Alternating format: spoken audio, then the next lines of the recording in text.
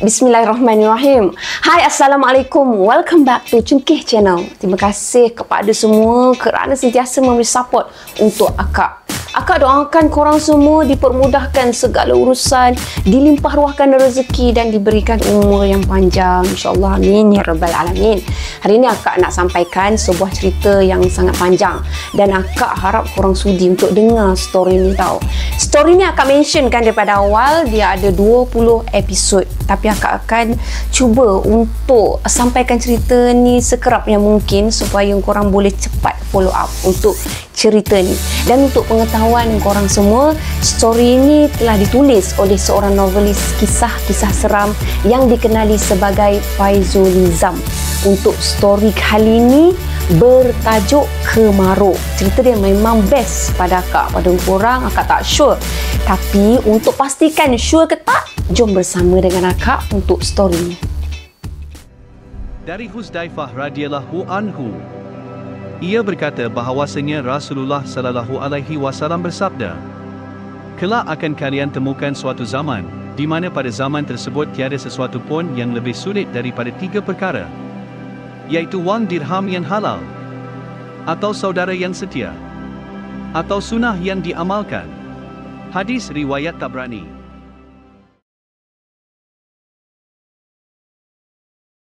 Untuk pengetahuan korang semua, kisah ni diilhamkan dari kisah benar. Berlaku pada tahun 1895 di Kampung Kelumpang. Nama pun kampung kan? Suasana kampung dulu-dulu bukan macam kampung sekarang. Kalau dulu-dulu lah kan, ada apa-apa masalah je, penduduk kampung akan duduk bersama berbincang. Sekarang pun masih ada, tapi tak semua kampung masih mengamalkan cara tersebut. Kampung korang sekarang ada lagi tak yang bermesyuarat macam dalam cerita zombie kampung pisang? Macam tu lah situasinya, seakan sama, tapi tak adalah sampai ada dewan, ada kerusi macam dalam cerita tersebut kan.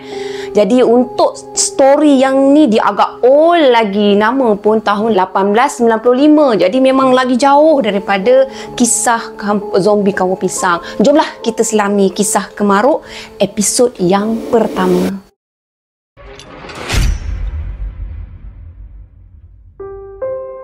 Satu hari tu, kelihatan ada sekumpulan orang kampung Kelumpang ni sedang bermesyuarat dekat rumah penghulu suding. Lepas tu kan, dekat situ dia ada seorang penduduk dekat kampung tu, dia agak macam garang sikit. So, tengah-tengah bincang ni, dia tiba-tiba dia lempang meja, tanpa meja, bam! Rashid nama dia. Dia tepukkan meja tu habis, terkejut semua orang. Mana boleh tok? Tak cukup lagi ke? Cukai yang British dah kutip. Ni nak tambah lagi pula. Sabar Rashid. Perkara ni bukan kita je yang tak setuju. Semua orang tak setuju. Tapi cukai ni untuk raja kita juga. Sabar. Puing! Kau ludah atas rumah aku, Rashid? Tanya penghulu sudin. Saya buat-buat je tok. Takkanlah saya nak ludah betul-betul. Tapi saya tetap tak setuju tok. Tak setuju. Penghulu sudin dia tepuk-tepukkan dahi dia.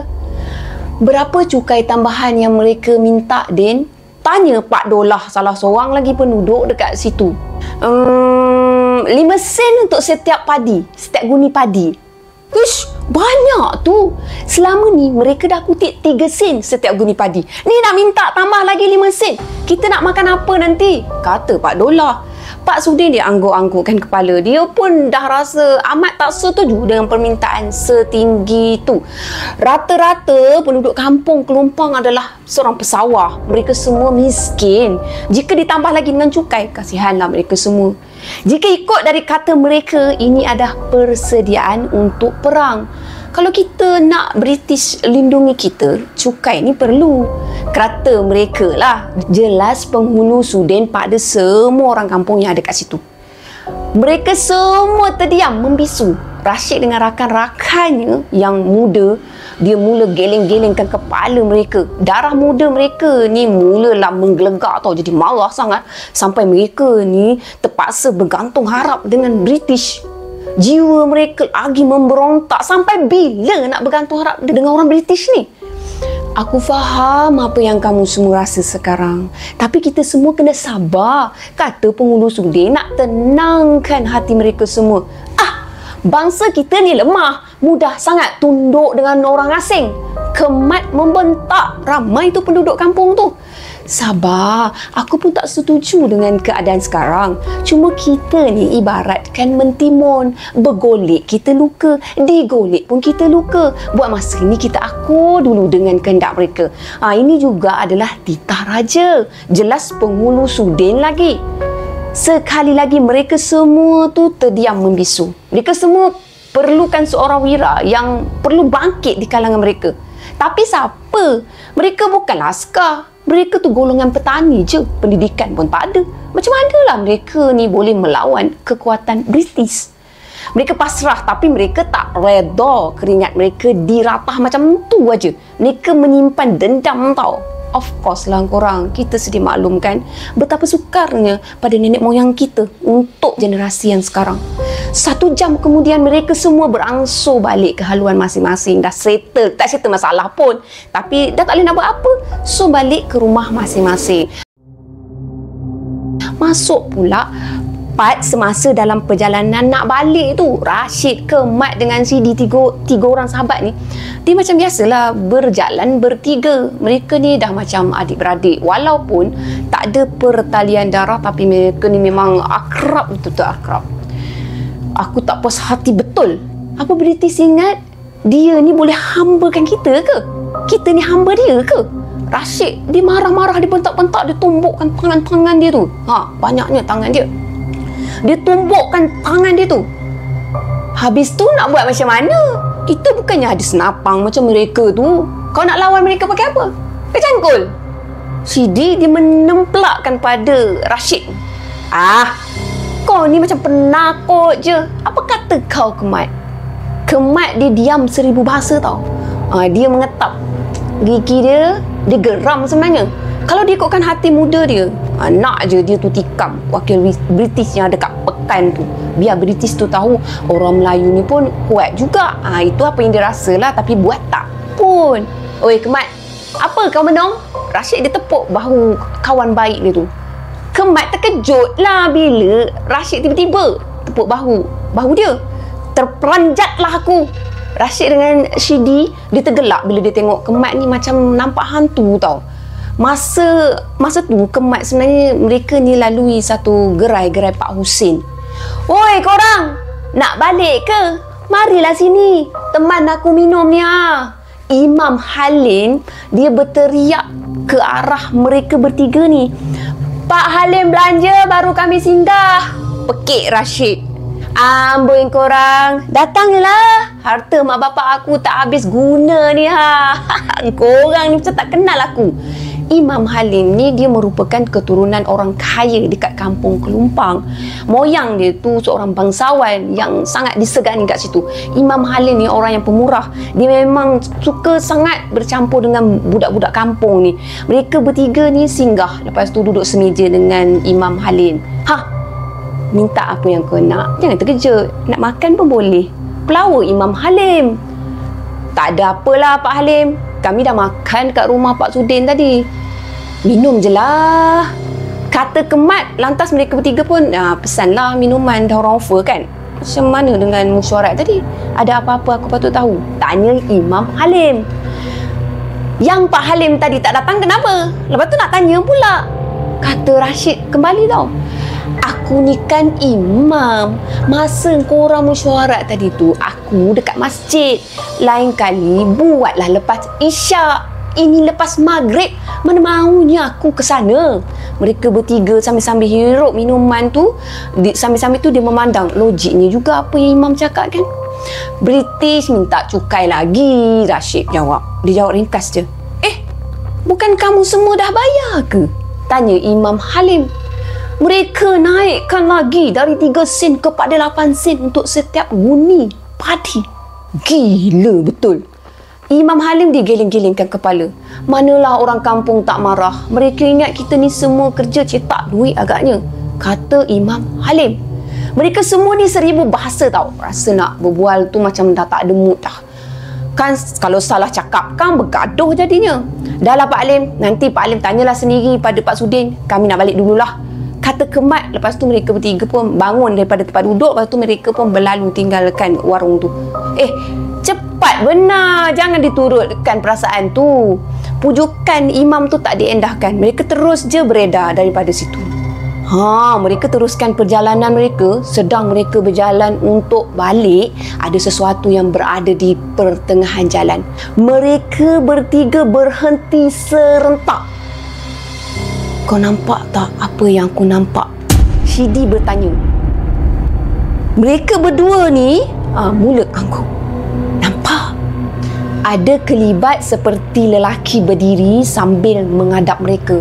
Disebabkan keadaan yang gelap dan mereka tak memegang sebarang jamu atau apa-apa cahaya. Kelibat tu tak dapat nak dilihat dengan jelas. Kelibat tu berdiri tegak dan tak bergerak walaupun sedikit. Terpacak je. Hantu ke tu? Kemat berbisik. Mulut tu jangan cabul sangat, kata Rashid. Sambil tu dia tepukkan kepala Kemat. Rashid dia keluarkan parang yang memang sentiasa ada dekat pinggang dia. Lepas tu dia hampiri dengan kelibat tu. Lepas tu dia tanya, kau siapa? Hihihihi. Tu je yang keluar daripada mulut kelibat tu tau. Rashid dia tanpa fikir panjang, dia terus dia libaskan parang dia. Tapi apa yang dilibas hanyalah angin dan kelibat tu pun hilang daripada pandangan. Mana benda tu pergi? Kau libas je terus hilang, kata Shidi. Mereka semua berpusing cari benda tu tapi tak ada, dah tak jumpa dah. Apa benda tu? Rashid dia bermenolok sendirian tau. Mereka teruskan juga perjalanan. Selang beberapa minit je selepas mereka melihat kelibat yang pelik tu, satu jeritan bergema tak jauh dari tempat mereka berada tu. Bunyi tu dari rumah Pak Hashim. Mari, ujar Shidi. Lantas mereka bertiga bergegas dia pergi ke rumah yang berhampiran. Semasa mereka sampai dekat depan rumah, Pak Hashim tiba-tiba dia menerjah keluar sambil dia pegang parang tau. Muka Pak Hashim memang bengis sangat. Pak Hashim dia tanpa banyak soal, dia terus meluru. Lepas tu dia nak libaskan parang ke arah mereka bertiga. Kenapa ni Pak Hashim? Kenapa ni? Kemat mengelak dari libasan. Nyaris nak kena libas. Rashid dia mampu mempertahankan diri. Lepas tu dia cepat-cepat mengunci Pak Hashim dari belakang. Maksud dia orang pesilat lah, dia boleh kuncikan. Sabar Pak Hashim, kenapa ni? Tanya Rashid. Korang bunuh anak aku. Korang bunuh anak aku. Mereka bertiga saling berpandangan sesama sendiri tau. Pak Hashim biar betul. Kami baru je sampai dekat sini, kata Kemat. Rashid dia membacakan sesuatu. Lepas tu dia tiupkan dekat telinga Pak Hashim. Pak Hashim pun beransur-ansur bertenang. Tiba-tiba kan Pak Hashim menangis. Rashid yang masih mengunci Pak Hashim terus melepaskan cengkaman. Pak Hashim dia terduduk dekat tanah tau. Lalu mereka ni terdengar suara tangisan beberapa orang perempuan dan lelaki dari dalam rumah. Rashid dia tanpa cakap banyak, dia terus naik ke rumah diikuti dengan Shidi dan Kemat tu sama juga ikut naik. Apa yang mereka tengok depan mata mereka bertiga adalah sesuatu yang tak boleh dipercayai, tak masuk akal. Anak dara sunti Pak Hashim telah dibunuh dengan kejam kurang. Mayat dia berada di atas katil dalam keadaan bogil. Akak minta maaf, akak terpaksa sebut di bahagian kemaluan mayat ditusuk dengan sebatang kayu runcing sehingga tembus keluar di perutnya. Zalim, memang sangat zalim. Shidi dengan Kemat ni dia menggigil tau bila dia tengok keadaan mayat yang memang terpampang macam tu. Rashid dia tanpa berlengah, dia terus capai kain selimut, lalu dia menutup mayat yang terbuka. Innalillah. Hati dia sebab, jiwa dia meruntun. Mak Iti macam mana boleh jadi macam ni? Tanya Rashid. Bunyi ratapan terus memenuhi suasana hiba. Pertanyaan Rashid tak dienahkan. Apa yang terjadi? Siapa kelibat yang mereka bertembung sebelum melalui kawasan rumah tu? Dipasti kelibat tu mesti ada kaitan dengan kejadian di rumah Pak Hashim. Kesemua persoalan bermain di fikiran Rashid.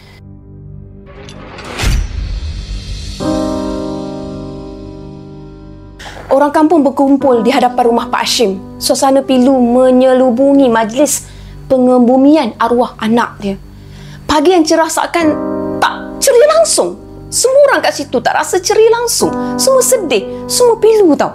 Di satu sudut, Rashid, Kemat dan Shidi, dia sedang berbincang sesuatu dengan penghulu Sudin. Kamu kata ada bertembung dengan kelibat seorang lelaki sebelum perkara ni terjadi semalam. Apa lagi yang kamu nampak? Tanya penghulu Sudin. Itu sahaja, Tok. Saya cuba nak libas dia dengan parang, tapi kelibat tu terus hilang. Kebetulan kami tak nyalakan jamu.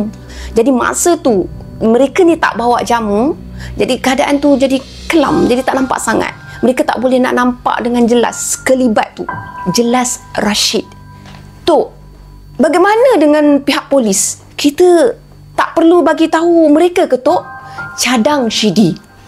Penghulu Sudin dia terdiam seketika tau. Dia cuba nak berfikir.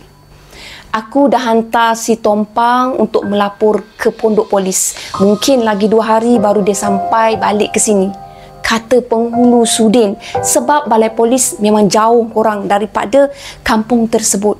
Mereka berempat membisu. Pondok polis memang agak lama, jarak dia sangat jauh dan sangat mengambil masa untuk mereka sampai kepada polis. Pejabat wakil British juga sangat jauh, sama juga jauh. Macam mana mungkinnya pertolongan akan sampai dengan kadar yang segera? Setiap dari mereka yang ada di situ merasa sangat sedih dan marah. Kejadian seumpama tu tak pernah berlaku di kampung Kelumpang. Sangat kejam dan tak berperi kemanusiaan. Arwah ni bukanlah budak yang nakal, malah umur pun baru menjangkau 12 tahun korang. Kenapa ada yang tergamak melakukan perkara yang macam tu? Pak Hashim dan keluarga dia tak dapat nak terima apa yang berlaku. Mereka ni meratap dan menangis tanpa henti. Pemergian anak dara tunggal mereka seperti satu tusukan keris yang tepat ke hati mereka. Kejam, sangat kejam. Tak dapat nak digambarkan lagi. Sedang mereka semua leka dengan suasana pilu, tiba-tiba satu kelibat muncul betul-betul dekat tengah halaman rumah Pak Hashim. Kelibat tu adalah seorang lelaki yang berbadan sederhana tegak, memakai pakaian silat serba hitam lah, dan muka dia berselubung. Hanya bahagian mata je yang boleh dilihat tau. Mereka semua tersentak, terkejut. Rashid dia segera keluarkan parang dia. Lepas tu dia nak pergi meluru ke arah lelaki tu. Baru je dia nak melibas, sama juga lelaki tu hilang. Lepas tu muncul di hujung atap rumah atas. Macam tu. Dia berdiri tegak dengan sebelah kaki je. Sebelah lagi kaki dia tu dibengkokkan separas pinggang. Jelas menunjukkan lelaki tu bukan biasa-biasa punya orang. Hoi! Kau siapa? Kenapa kau bunuh gadis tak berdosa ni? Pekik penghulu Sudin. Lelaki tu tak bersuara walaupun sepatah. Dia menyeluk ke dalam baju silat dia. Lepas tu dia keluarkan sejambak bunga kemboja berwarna putih. Dia campakkan jambakan bunga tu ke tengah halaman. Lepas tu dia pun hilang dari pandangan. Tak ada dah. Kemat dia terus kutip jambangan bunga tu. Lepas tu diserahkan kepada penghulu Sudin. Bunga kemboja? Kata penghulu Sudin. Apa maksudnya ni, Tok? Tanya Shidi. Taklah, aku pun tak tahu. Setahu aku, bunga kemboja ni simbol untuk menghormati kematian. Sebab tu bunga ni banyak ditanam di tanah perkuburan. Jelas penghulu Sudin. Atau lelaki tu sengaja nak menghina kematian anak Hashim. Kononnya nak bersimpati. Imam Halim tiba-tiba datang mencelah. Mereka terdiam sekejap. Suasana masih lagi riuh pikuk. Mereka semua bercakap sesama sendiri. Macam-macam andaian lah dibuat masa tu. Macam-macam andaian yang keluar. Persoalannya, siapa lelaki tu? Pada malam tu selepas solat Isyak di rumah Bilal Karim. Alhamdulillah. Bilal Karim sendawa selepas selesai makan makanan yang dihidangkan kat situ. Anak-anak Bilal Karim sibuk mengemas semua pinggan untuk dibawa ke dapur. Bilal Karim masih berada dekat situ, dia capaikan rokok dia, lepas tu dia gulungkan rokok dia, lepas tu dia bakarlah rokok dia kan. Isteri dia, Mak Ani, sentiasa temankan suami dia. Dalam malam-malam cahaya pelita, dapatlah dilihat dengan riak wajah Bilal Karim tu seolah-olah macam terganggu oleh sesuatu tau. Abang masih fikirkan pasal kejadian di rumah Abang Hashim ke? Tanya Mak Ani. Bilal Karim mengangguk je. Dia angguk lemah tau. Dihembuskan asap rokok yang digulungnya tu berjerebu sekejap di sekitar kawasan ruang makan. Aku tak sangka sampai macam tu sekali kejadian yang menimpa keluarga mereka. Betul-betul kejam. Bilal Karim dia nyatakan perasaan tak puas hati dia. Mak Ani dia angguk-angguk, dia setuju. Ini boleh dikira sebagai sejarah gelap untuk kampung tersebut. Sedang mereka leka berbincang hal di rumah Pak Hashim, 3 orang anak perempuan mereka masih lagi sedang mengemas dekat dapur. Intan, kau pergi ambil air di telaga. Nanti kakak basuh pinggan ni semua. Arah Mustika, anak yang paling sulung. Alah Kak, takutlah. Kak Siti temankanlah, boleh? Pinta Intan. Lepas tu disambut dengan anggukan dari Siti, anak kedua Bilal Karim. Maka mereka berdua pun pergilah ke telaga dekat belakang rumah dia dengan berbekalkan jamu dan sebuah timba. Sedang Intan tu, dia usaha nak cedokkan air daripada dalam telaga tu dengan bantuan jamu. Siti dia ada nampak tahu sesuatu sedang perhatikan mereka berdua ni dekat pangkal sebatang pokok kelapa tak jauh daripada telaga tu. Intan, apa tu? Siti tergagap-gagap sambil dia tunjukkan ke arah pokok kelapa tu. Intan yang masa tu dia nampak juga kelibat tu. Lepas tu dia terus je pautkan tangan kakak dia tu. Lepas tu cepat-cepat dia lari, dia tinggalkan telaga tu. Sampai je kat pintu dapur, tanpa berlengah Siti terus tutup pintu dalam keadaan yang tergesa-gesa. Kamu berdua kenapa ni? Macam nampak hantu pula, tanya Mustika. Kami nampak kelibat lelaki sedang memerhatikan kami. Jelas Intan yang memang masih terketar-ketar. Ya ke? Mari naik ke atas, cepat. Mustika dia ajak adik-adik dia tu terus naik ke atas, pergi jumpa dengan kedua ibu bapa mereka. Di antara papan di pintu dapur tu, dia ada terdapat sikit rongga senipis macam bilah pisau tau. Dari atas hingga ke bawah, jadi nampak berlubang lah, nampak kan? Dari celahan yang nipis tu muncul sesuatu, dia macam bayangan manusia. Nampak tau? Melepasi rongakan papan tu. Semakin lama bayangan tu semakin jelas menunjukkan memang itu bayangan manusia, bukan hantu. Bila keseluruhan bayangan tu berjaya melepasi celahan pintu, ia bertukar menjadi seorang lelaki tekak yang berdiri berpakaian silat serba hitam dengan muka dia memang tutup lah, tak nampak, dia cuma nampak bahagian mata je. Macam mana dia masuk dekat dapur tu? Anak-anak Bilal Karim yang dah lari sebelum ni semakin takut lah, semakin berada dalam ketakutan. Dia berada dekat sisi di ibu dia sama juga dalam keadaan ketakutan. Kamu biar betul? Tanya Bilal Karim yang bingkas bangun untuk campai golok dia tau. Ani, jaga anak-anak kita. Bilal Karim dia nak pergi turun ke dapur. Baru je Bilal Karim dia nak melangkah, tiba-tiba lelaki tu menyelinap masuk. Tadi tu dah berdiri dekat sudut ruang tamu. Tak payah pergi dapur, dia memang dah ikut pergi ruang tamu. Anak-anak Bilal Karim memang betul-betul ketakutan. Dia peluk betul ibu dia pada masa tu. Orang peluk erat. Kalau kena dekat korang pun, korang sure korang akan buat benda yang sama. Lelaki tu ketawa mengejek. Kurang ajar.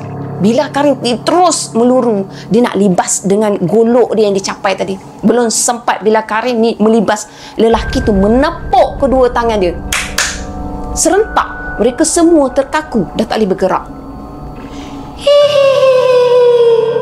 Lelaki tu terus menepuk lagi. Lalu semua pelita yang menerangi terpadam. Keadaan menjadi gelap gelita serta merta. 5 minit kemudian, kesemua pelita yang terpadam menyala kembali dengan sendirinya. Bila Karim dan keluarga dia yang terkaku tu pun dah boleh bergerak kembali. Mana dia pergi? Aku baru nak libas, bentak Bilal Karim. Mereka semua memandang ke serata tempat. Lelaki tu memang dah tak ada, dah hilang, dia terror. Kamu semua tak apa-apa ke? Tanya Bilal Karim. Abang mana Intan? Tadi dia ada peluk saya bang. Abang, mana Intan? Keadaan jadi cemas kembali. Mereka sangkakan semuanya dah okey, tapi makin cemas korang. Intan tiba-tiba hilang. Mereka bingkas bangun tau, pergi cari dekat manalah anak perempuan bongsu mereka dengan berbekalkan pelita dekat tangan. Tiba-tiba, ayah! Mustika yang berada dekat pintu bilik dia menjerit, ayah! Kesemua mereka tu bergegas pergi ke arah Mustika. Terjelepuk Mak Ani dengan Bilal Karim bila dia melihat anak dia dah tak bernyawa lagi berada atas tilam. Keadaannya amat mengerikan. Keadaan yang sama berlaku seperti yang menimpa anak Pak Hashim. Orang, apakah yang berlaku sebenarnya? Apa yang mereka tengok depan mata mereka bukanlah pemandangan yang mampu dilihat oleh sesiapa pun. Mereka juga telah menjadi mangsa kekejaman lelaki misteri yang tak dikenali. Darah pekat yang banyak memenuhi ruangan cadar. Cuba korang imaginekan, Bilal Karim dia tumbuk-tumbukkan lantai berulang-ulang kali. Air mata dia jatuh berjuraian. Mak Ani dia terkedu, tak tahu nak cakap apa pun. Tak tahu, tak mampu dah nak cakap apa-apa. Mata dia terbeliak, seolah-olah macam dia trauma tau bila dia tengok anak dia dalam keadaan macam tu. Setan! Pekik Bilal Karim. Anak-anak mereka semua dia pujukkan ibu dia yang memang dah terkedu tak ada suara. Mak, Intan dah tak ada mak. Mustika merintih tak semena-mena. Mak Ani dia terbaring, dah tak sedarkan diri, dah pingsan. Mak.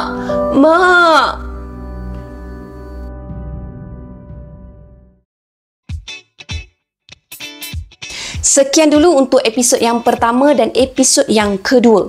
Untuk sambungannya korang kena stay tune akan datang.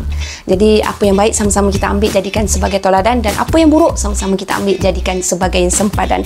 Akak tegaskan kat sini, perkara yang tak elok jangan diikut orang.